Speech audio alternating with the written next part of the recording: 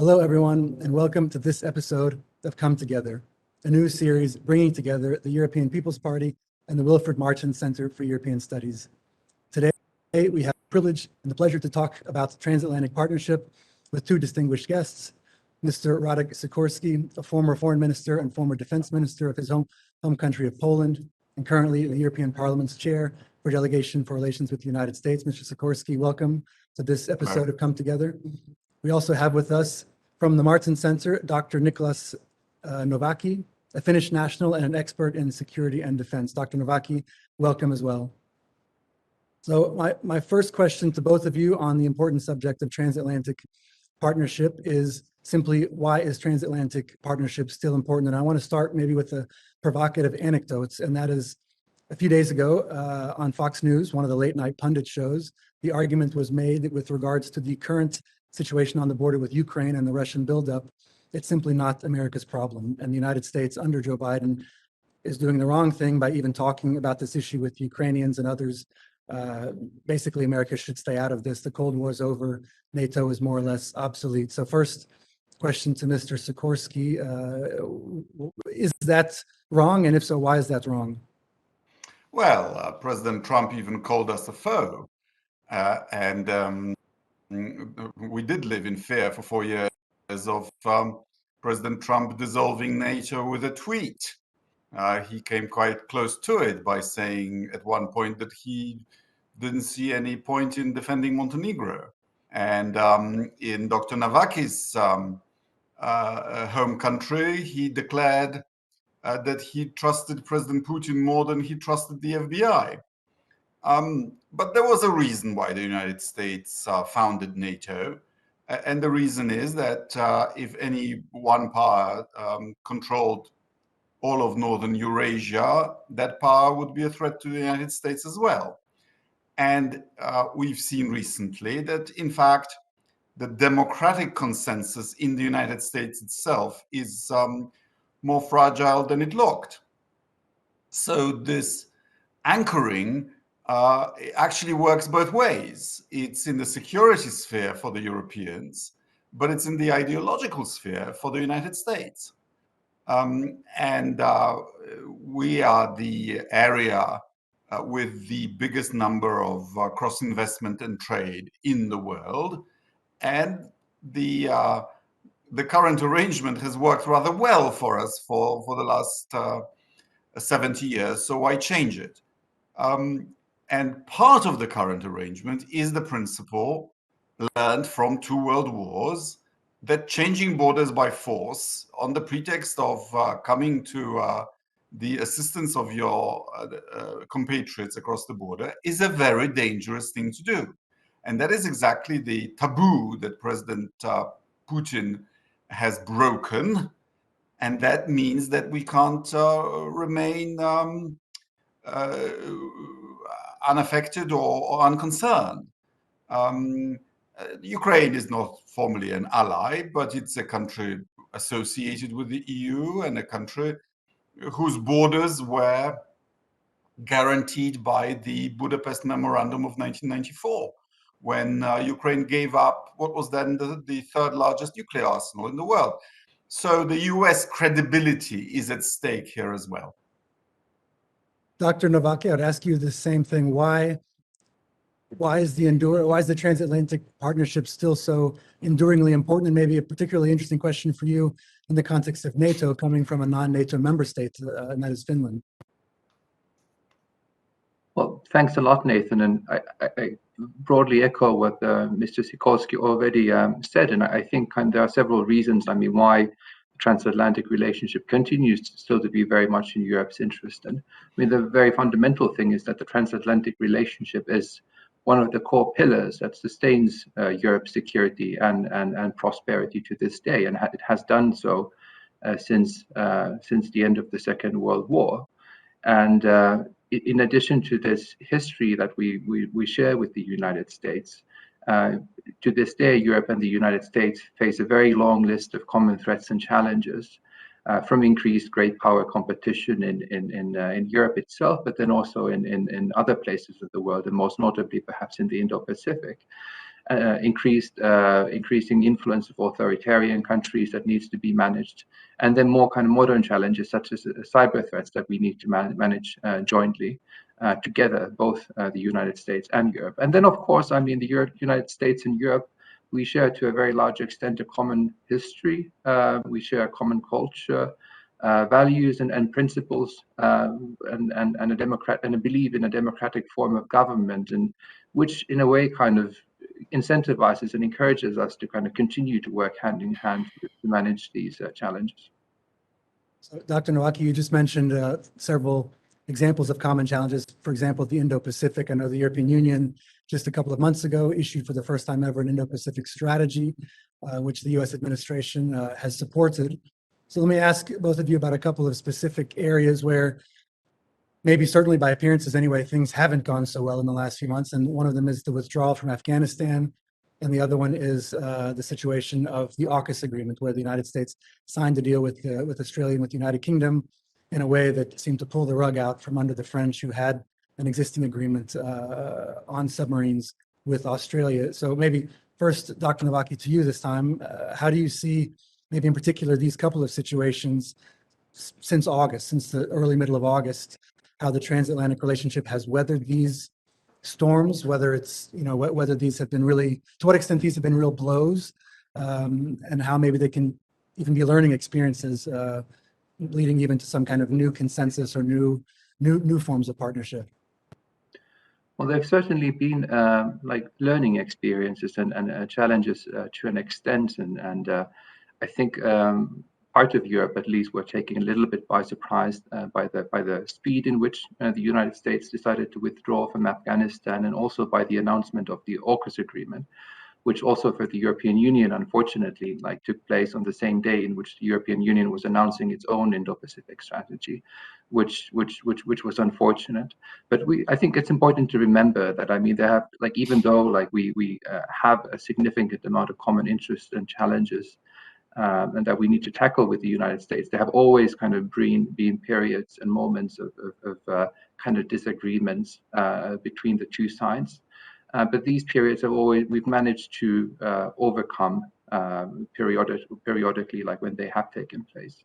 One moment of tension, for example, was the Iraq War in 2003, which divided Europe into two, created a lot of internal tensions between different European countries and between Europe and the United States. But in the end, I mean, the transatlantic relationship tends to be so resilient that we can overcome these types of periodical challenges. But I think kind of specifically what Afghanistan and AUKUS means is that it simply shows that Europe and the United States continue in certain instances have somewhat different interests when it comes to specific challenges and specific areas in the world, and we need to remember this.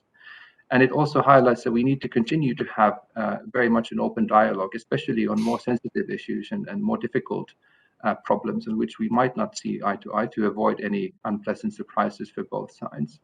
And Afghanistan especially highlights that Europe needs to become much more capable and much more effective as an actor in the field of security and defense, because let's not forget that the European Union or Europe would not have been able to carry out the evacuation operation in Afghanistan without US military support and US capabilities as well. Mr. Sikorski, what do you think? How bad has the fallout, let's say, been after these two situations? Is there anything that's really lastingly damaged? Do you think? I think the withdrawal from Afghanistan was strategically correct, but tactically botched. We'd forgotten what our real interests in Afghanistan were, and they were negative. To prevent Afghanistan from becoming a source of terrorism, drugs, and refugees. And to achieve that, we needed a much smaller footprint all along. So for 20 years, our footprint was far too big, and now it's far too small, being at zero. Everybody and his brother told President Biden to keep Bagram Air Base. He decided otherwise, and he's paid a political price, including at home. The silver lining is that he's showing more concern for Ukraine than perhaps he would otherwise without the Afghanistan fiasco. On AUKUS, I'm sorry for the French that they lost their contract, but I think in the long run it might be for the good, because we don't really have military capabilities out there. If the British want the honor of showing the flag on their two aircraft carriers in the Far East, they can have the honor of representing Europe there. Our value to the United States is through the Trade and Technology Council. We should collaborate. We are an economic and regulatory superpower, and it's there that we can set standards, exchange information, and on issues such as trade, technological standards, and outgoing and incoming investments. We can contain the authoritarian powers.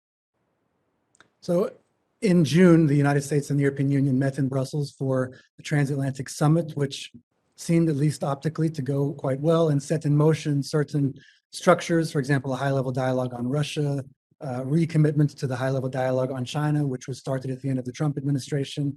The Trade and Technology Council was announced formally, which you mentioned, which started in late September.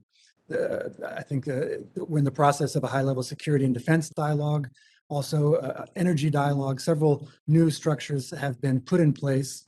How would you assess, we just had actually a few days ago as well, the first of a two-part summit for democracy, which Joe Biden convened, something he announced and talked about well before even before his candidacy in a way for president. Of course, that particular initiative was not without controversy given some of the invitees to the summit. But at this particular moment, December 2021, Mr. Sikorski, how would you assess the transatlantic partnership, how it's going after 1 year of the new Biden administration? Well, actually, the need to confront China is something that Democrats and Republicans agree on. And the fact that Democrats are couching it in the ideological envelope of a struggle between autocracy and democracy will, I think, be useful to the United States in the future. Because, for us, Japan, Korea, Taiwan, Australia, Philippines, Indonesia are not actually allies. They're friendly democracies. But as democracies, we are more likely to collaborate with them. So I think the mix of geopolitical and ideological confrontation has stood the United States well in the past and will probably work in the future because the US so clearly has more alliance-making powers than either China or Russia. Dr. Nováky, when you look at the various existing or maybe also new structures, initiatives which have been put in place between the United States and the European Union to, I think as Joe Biden would definitely say is his intention, reinvigorate the transatlantic partnership, something which has been very welcome on the European side. When you look at these various initiatives, which ones do you think are cause for, let's say, most enthusiasm, and which ones maybe need some new impetus still or have big question marks still hanging over them as far as what they could actually deliver? Well, I think first of all, what needs to be said is that I think something that's very positive is that the overall climate and the discourse that is used in the transatlantic relationship has certainly improved since the current administration took office. And I think it's very important, first of all, to the Europeans that the European Union, for example, is not called a foe anymore, and that in itself and the current administration's willingness to coordinate and engage with the European side on most very important foreign policy issues is very important in itself. But when it comes then to the more specific things, I think the launch now of the EU-US dialogue on security and defense, like if you think of security and defense issues, for example, is a very positive step. Because EU-NATO cooperation, although it has achieved a significant amount and contacts between the two organizations have been boosted, it has somewhat been kind of lagging in the recent years because of the tensions with one specific member state within NATO. that has made it difficult to advance cooperation between the European Union and NATO. So this EU-US dialogue on security and defense could kind of help overcome that blockage and like boost ties between the EU and the US. And I also welcome very much the European Defense Agency steering board's recent decision to provide a mandate to the European Defense Agency to negotiate an administrative arrangement with the United States, which will facilitate the US participation in additional projects in the framework of the EU's Permanent Structured Cooperation Initiative, and help its engagement with the European Defense Agency more broadly as well.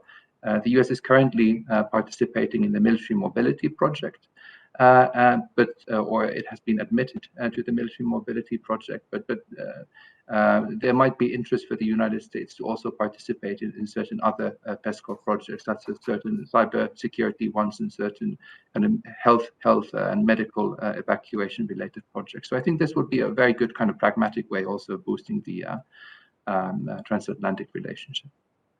I want to touch on that point about security and defense with you again, Dr. Nováky, and then give Mr. Sikorski the last word in this episode. And with regards to some of the initiatives you just mentioned, I think maybe these, you'll tell me if I'm wrong, maybe these are somehow included as well, or at least implicated in the European Union's strategic compass. So its review of its security and defense posture, which has now been drafted and disseminated to ministers, will be discussed in the coming months and hopefully adopted, as I understand, formally in March under the French presidency. And there are 4 key pillars, as I understand, to this strategic compass. I might be coining an American-style neologism of an acronym when I call it ASIP. I haven't heard anyone else say this, but the 4 pillars are act, secure, invest, and partner. Would you comment on the strategic compass, what you think the real strengths so far in the current drafts, the current discussions are, and what's maybe the big gaps still are?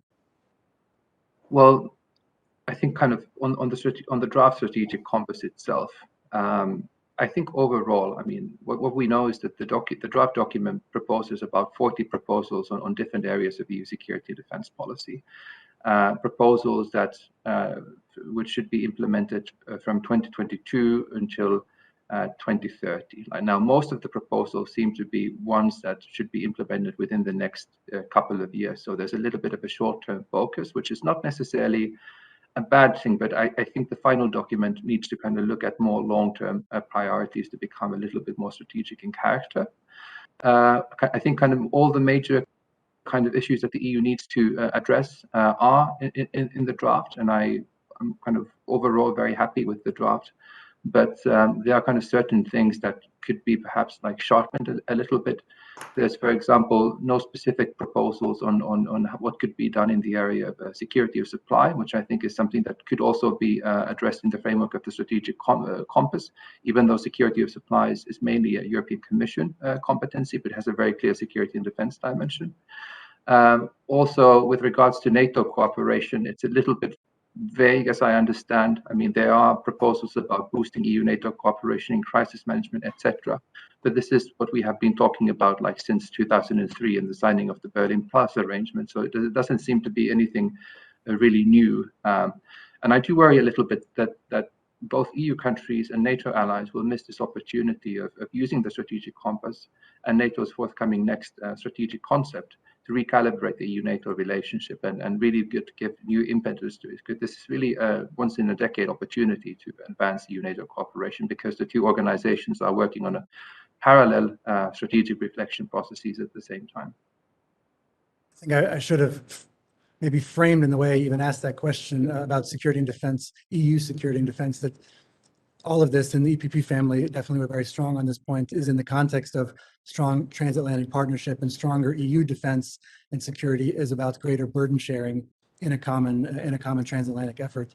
Mr. Sikorski, final word to you. What recommendations would you have for the Council, I suppose, as they debate the final text, the final revisions of the strategic compass, and other sort of concrete ways that the transatlantic security and defense partnership in particular could be improved? Well, you may not know that Dr. Nováky and I are accomplices in insinuating the concept of a rapid reaction force into the various EU documents. and we seem to be succeeding slowly.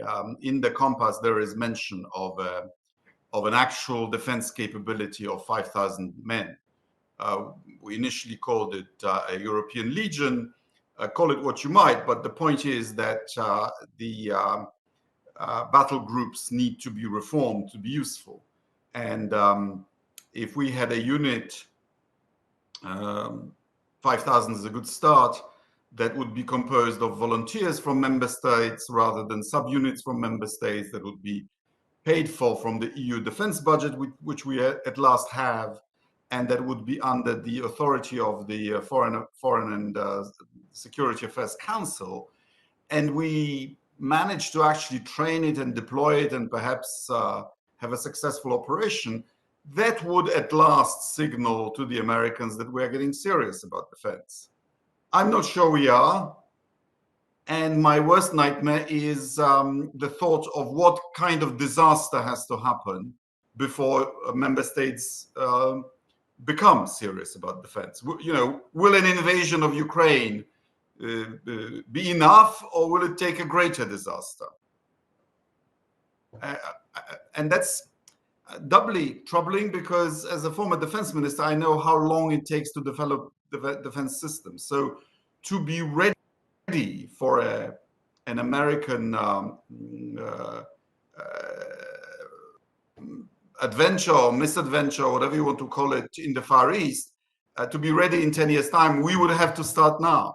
And I'm not sure we are starting in earnest. So it really is high time for Europe to get its act together. Well, both of you have been outspoken and clear and very insightful, foresightful, which is not a word, I think, but on this issue. And so thank you both for that, for your work on behalf of the EPP, and thank you for your time in this episode of Come Together. Merry Christmas to you both and to all of our viewers. And please join us again next time for our next episode of Come Together. Merry Christmas while it's still allowed. Together.